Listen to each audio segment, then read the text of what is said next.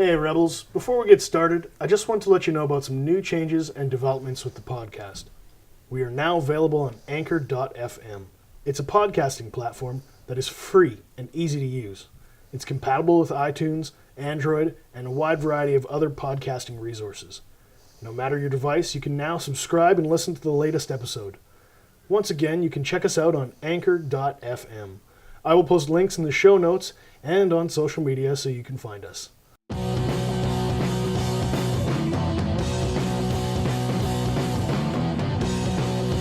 Today we're talking with Vanessa Owen. She's an award-winning brewer, a beer judge, and one of Rebellion's head brewers. She's a mad genius behind our creamsicle beer, Mango Habanero IPA, Strong Belgian Blonde, and the Strawberry Basil Blonde. She also co-founded the Lady Rebels Beer Club, a local beer club run by women for women. And it's all about craft beer, appreciating it, and it's amazing. They've built a thriving, vibrant community of Lady Rebels, and it's just a great energy. Only getting bigger from here. Welcome. So how's it going? Good. I'm excited and nervous to do my first podcast. Your very first podcast ever? Yes. Well, to make it easier, to maybe take your nerves away, we've got Red Rye IPA. Yes. This is a special seasonal from Rebellion, and I love it. I love it too. I'm really excited we're drinking this today. I was so excited when they launched it. A couple years ago, Rebellion did a rye pale ale, and it was a bit lighter of body and a little lighter on the hops, and probably about 5%. This one's just over 6%, and it was amazing. I tracked the last keg in the city to Capitol downtown and would go for a pint until it was done. And so I'm so happy to have this back. We did a rye chromosome 2 last year, and I probably drank most of it. Give me a rye beer any day. The rye pale ale, the one you just mentioned, I think it was my all-time favorite Rebellion beer. Oh yeah, it's so for good. our seasonals. My gosh, yeah. So let's start with this one. Let's taste it a little bit. Okay. You tell me what you think. I want to hear what you have to say. Okay. Well, first, I always like to take a sniff Yeah. before I take a sip. And I like how caramelly and sweet it smells. You get some hops. It's not overpowering, but I like the light citrus notes on it. And then I'll take a sip of it. This beer is fantastic because it's got enough rye that you can taste it. Some rye beers, I always just want like more rye. And sometimes it's a little difficult to brew when it's high percentage, but I love the spicy character that you get in this. But it also has a really smooth mouthfeel, a really, smooth body to go with it.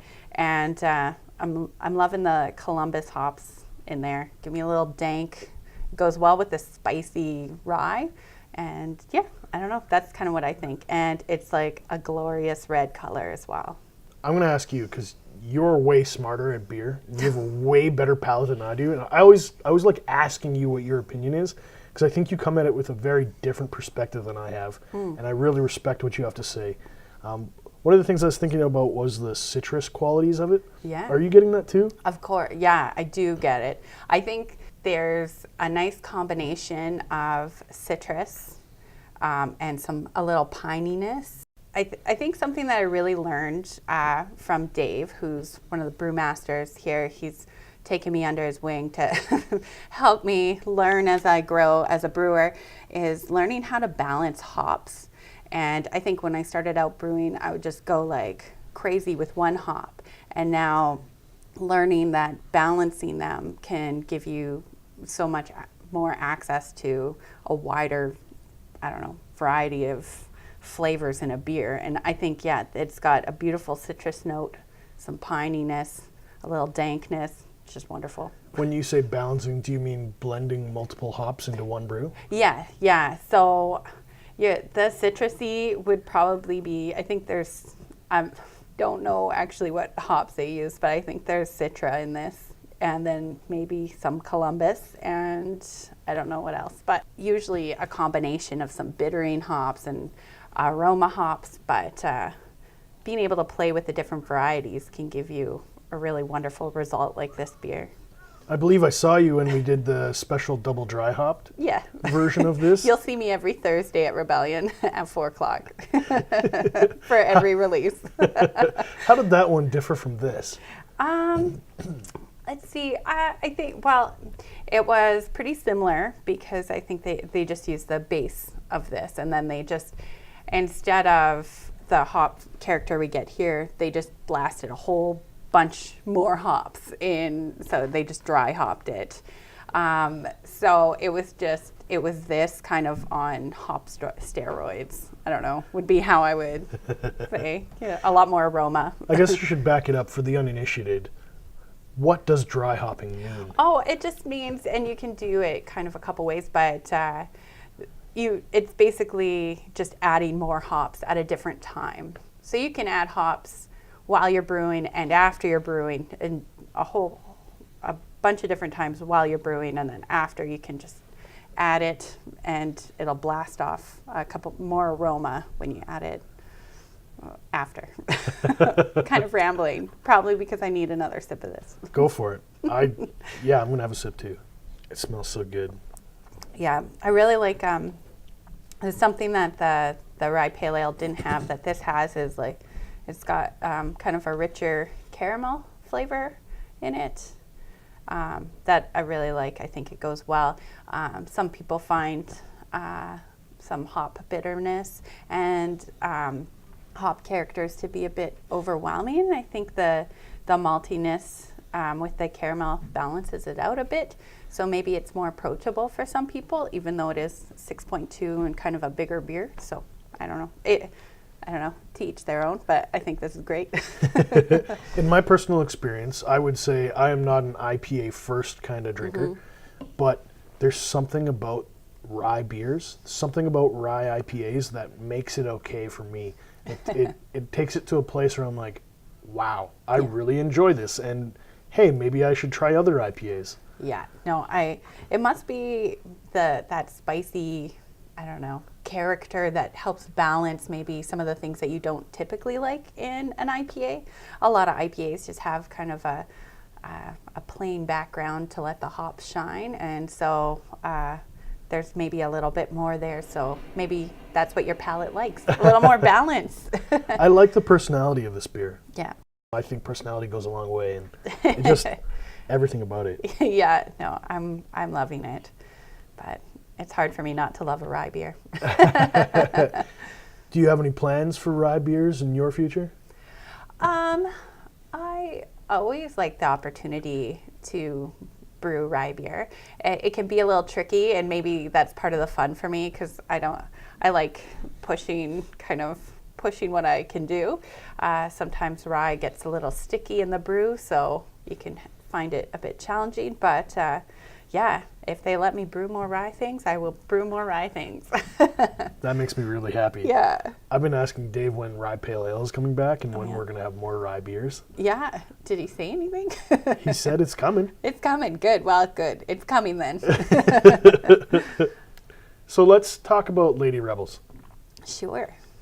Started almost 2 years ago. We're celebrating our 2nd anniversary this April coming up. Our meeting's April 16th. We meet on Mondays once a month. It changes which Monday it is per month, but at 7 o'clock we typically meet at the Rebellion Tap Room, although we've really tried to get out and do tours at different breweries as well. And so it's just a bunch of us women getting together and talking about beer and enjoying beer. We pair it with a couple different food options, and it kind of started because I had a lot of friends that are interested in beer, and I myself, as a woman interested in beer, have occasionally felt like nobody wants to hear my opinions. I just wanted to kind of make a safe space, and when the opportunity came along for Rebellion to be a partner in this, because I don't think I would have been able to do this on my own. They were like, you should do this. And I was like, I will do this. So Chelsea Humble, who was the past taproom manager, her and I kind of took a run at it. And like I said at the last meeting, I didn't know if anyone was going to show up at the first meeting. And now we're like, do we have enough room for everybody? Is there enough chairs? 61 people showed up at the last meeting. So I guess there are people that want to take part in this. To people who've never attended, what can they expect from a meeting?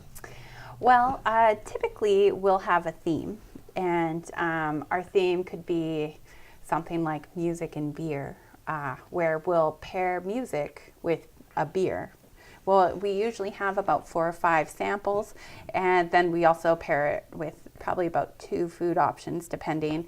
And so I don't know, maybe we'll pick a blonde you maybe haven't tried and pair it with Blondie, and play some music and try the beer, talk about the brewery. Or we'll have a sours night and try different sours, talk about sours and how to make them. But we don't usually get super technical in the brewing. A lot of the women who attend don't brew. That we have some brewers, but we more talk about the flavors and the breweries. It looked like food played a big role. Yeah. The food options you guys had the night that I was there, they were making my mouth water, and I didn't even get to eat them. So Andrea Robichaud is our volunteer chef caterer, and she is amazing. And we give her a list of our beers that we're going to try at our meeting, and then she'll pick a couple and do a pairing. She has always done an amazing job.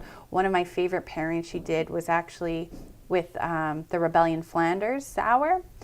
She paired it with a meringue that she made. It was our last beer of the night because it's a pretty aggressive beer for your palate, and it's very sour.